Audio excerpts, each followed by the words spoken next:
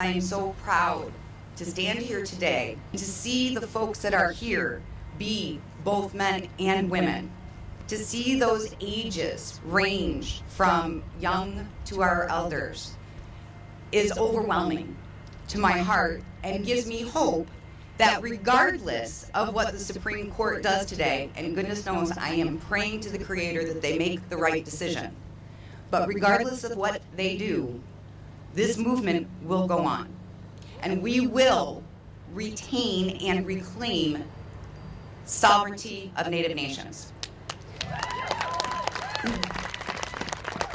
In looking at VAWA 2013, there's something that was very powerful in the years that it took to pass, and I want to stress that, because from the deepest part of our hearts, we owe a debt of gratitude to the Native women, to the Native children, who some became adults in that process, to survivors of domestic violence, and to allies who came and championed the return of jurisdiction to Native nations year after year after year for decades.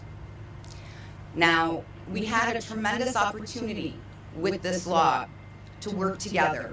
And I can honestly say that in all the years that I've worked in Indian country, I have never seen nations come together like they have around VAWA 2013. Seeing that progress of having the jurisdiction to prosecute any person who commits domestic violence against a Native woman or child or person to be held accountable by a tribal court. It is the return of that makes this case so depressing. We have seen progress everywhere except for in that Supreme Court. VAWA 2013 is not perfect, and you have all heard already about what we're looking to in the future and what we need to change.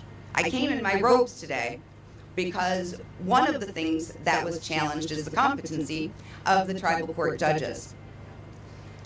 But so is the nation's ability in and of itself to serve as a government, for Native people to serve as legislators and lawmakers, and most dishearteningly, for Native people to render a fair and just verdict.